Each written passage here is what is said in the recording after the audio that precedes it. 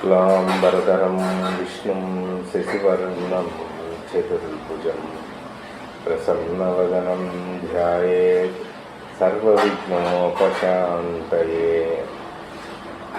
अन्नपूर्णे सदापूर्णे शङ्करप्राणवल्लभे ज्ञानवैराग्यसिद्ध्यर्थे भिक्षां देवी च पार्वती।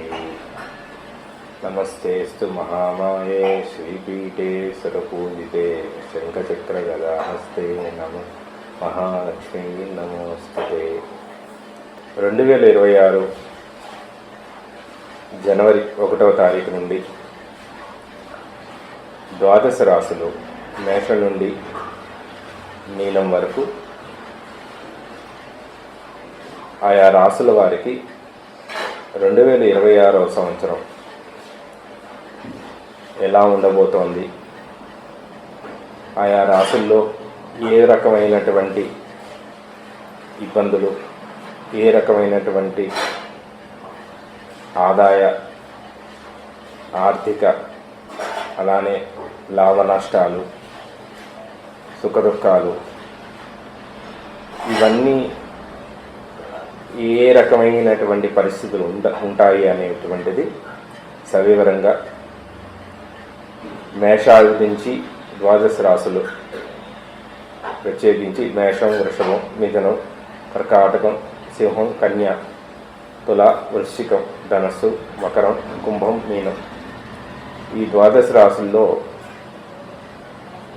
ఏ రాశికి ఎటువంటి ఫలితాన్ని ఈ 2026వ సంవత్సరం ఇవ్వబోతోంది, ఎలాంటి గొప్ప అదృష్టవంతులు అయ్యి ఉంటారు అనేటువంటి దాన్ని కూడా వివరంగా తెలుసుకుందాం. అయితే ప్రస్తుతం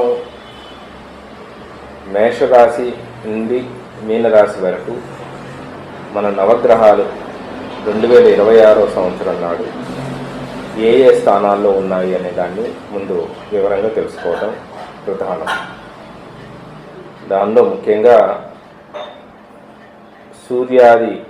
సూర్యుడు, కుజుడు, బుధుడు, శుక్రుడు వీరందరూ కూడా ధనుస్సు రాశిలో సంచారం జరుగుతుంది. అలానే శని మీనరాశిలో సంచారం జరుగుతోంది. గురువు వక్రగమనంలో మిథున రాశిలో సంచారం జరుగుతోంది. రాహువు, కేతువు. రాహువు ప్రస్తుతం కుంభరాశిలో, తదుపరి కేతువు సింహరాశిలో సంచారం చేస్తున్నారు. ఈ సంవత్సరం మొదట ఏ నక్షత్రం రోహిణీ నక్షత్రంతో జనవరి 1వ తారీఖుతో మొదలవుతోంది, అంటే వృషభ రాశి నుంచి. కాబట్టి వృషభ రాశికి వృషభ రాశిలో ఉన్న నక్షత్రంతో మొదలవుతోంది. కాబట్టి శుక్రుడు ఈ సంవత్సరానికి బాగా బలంగా కనబడుతున్నాడు. కాబట్టి ఏ రాశులకి ఎలా వివరంగా ఉంటుందనేది ముందు సవివరంగా తెలుసుకుందాం. ముందుగా మేషరాశి వారికి అశ్విని 4 పాదాలు, భరణి 4 పాదాలు, కృతిక 1 పాదం మేషరాశి. ఈ మేషరాశిలో ప్రస్తుతం మేషరాశి వారికి ఏలినాటి శని ప్రభావం అనేటువంటిది ద్వాదశంలో ఉన్నటువంటి శని భగవానుడి వల్ల కొంత ఇబ్బందులు నడుస్తున్న మాట వాస్తవం. దాంతోపాటు గురువు యొక్క అనుగ్రహం కూడా వక్రగమనంలో ఉండటం, గురువు వక్రస్థానంలో మిథున రాశిలో సంచారం చేయడం, అలానే రాహువు 11వ ఇంట ఏకాదశంలో ఉండటం, కేతువు పంచమంలో ఉండటం జరుగుతుంది.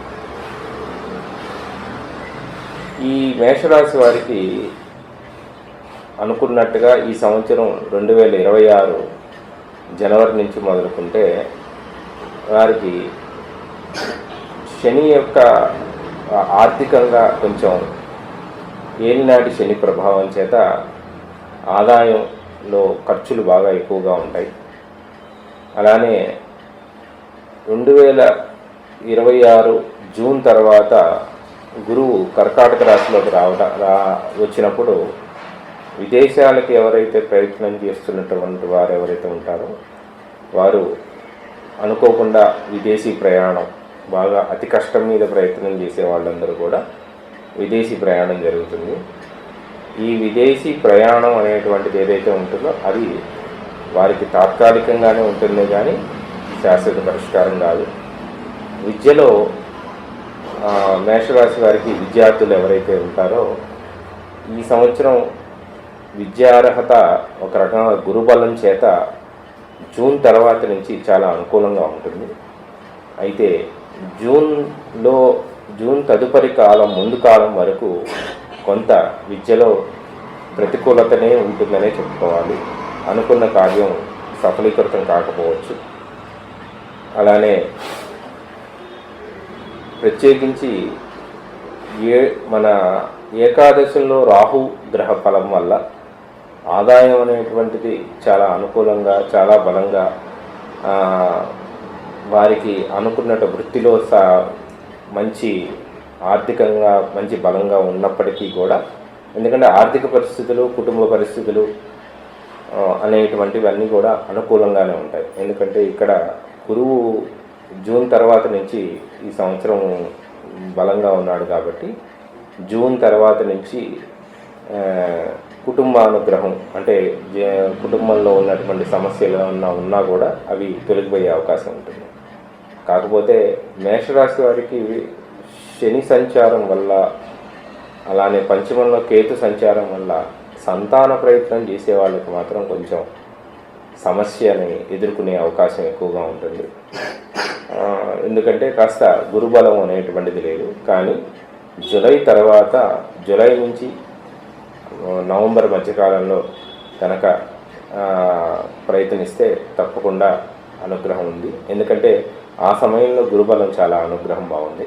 వ్యాపారవేత్తలకి కొంత శ్రమతో కూడుకున్న వ్యవహారమైన 2026 సంవత్సరం ఆస్త వీరికి చాలా శుభ పరిణామం అనే చెప్పవచ్చు.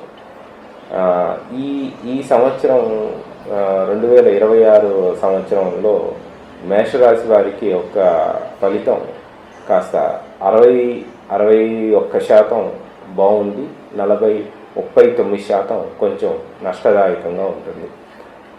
వీరికి ప్రత్యేకించి గురుబలం తక్కువగా ఉంది కాబట్టి దక్షిణామూర్తి అనుగ్రహం కోసం దక్షిణామూర్తి ఆలయానికి వెళ్ళటం అనేటువంటిది చాలా విశేషమైన సూచన. అట్లానే కుజుడి యొక్క అనుగ్రహం కూడా ఇక్కడ ప్రధానం. ఎందుకంటే మేషరాశి వారికి కుజుడు రుణకారకుడు, అప్పులు బాగా చేస్తారు.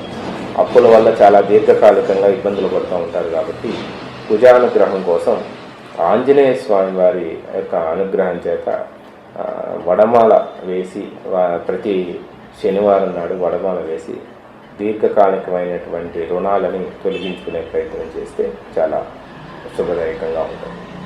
మేషరాశి వారికి ప్రత్యేకంగా ఈ సంవత్సరం 2026లో ఈ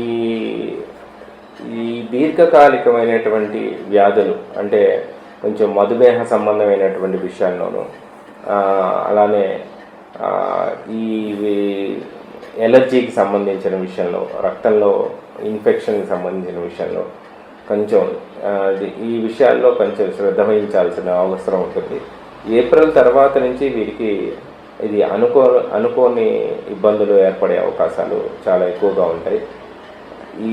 దీనికి కారణం ఏంటంటే గురువు బలం అనేటువంటిది లేకపోవడం అనేది చాలా ఇబ్బందికరమైన పరిణామం. ఎందుకంటే భాగ్యాధిపతి అసలు పూర్తిగా తృతీయ స్థానంలో పాపగ్రహం ఉన్నాడు. కర్కాటకంలో వచ్చినా కూడా పెద్ద ఫలితం ఉండదు, ఉచ్చ స్థానంలోకి వస్తాడు. కానీ వాహనాలు ఏవైతే కొనుగోలు చేయాలనుకునే ప్రయత్నం చేస్తారో ఈ వాహనాలు అనేటువంటి వాళ్ళు కొత్త వాహనాలు తీసుకోవడం, ఉన్న వాహనాలని సెకండ్ హ్యాండ్కి, అంటే వాహనం బాగున్నా కూడా ఆ కారు వదిలేసి కొత్త కారు తీసుకుందాం అనేటువంటి జోష్లో ఉండటం, ఈ నెలకు వచ్చేటువంటి మామూలుగా ఈ ఈఎంఐలకు సంబంధించి వాటికి కొంచెం వాటి బడ్జెట్ని పెంచుకునే అవకాశాలు ఎక్కువగా ఉంటాయి.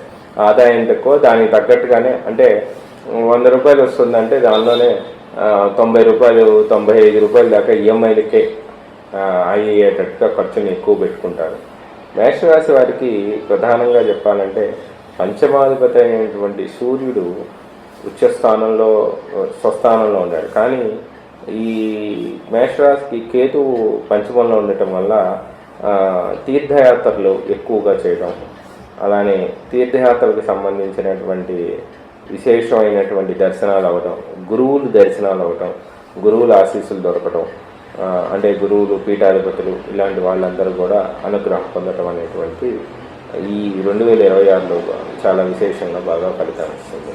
రెండు, ఈ మేషరాశి వారికి సుబ్రహ్మణ్యుడి యొక్క అనుగ్రహం చాలా ఇంపార్టెంట్. సుబ్రహ్మణ్యేశ్వర స్వామి గారి అనుగ్రహం.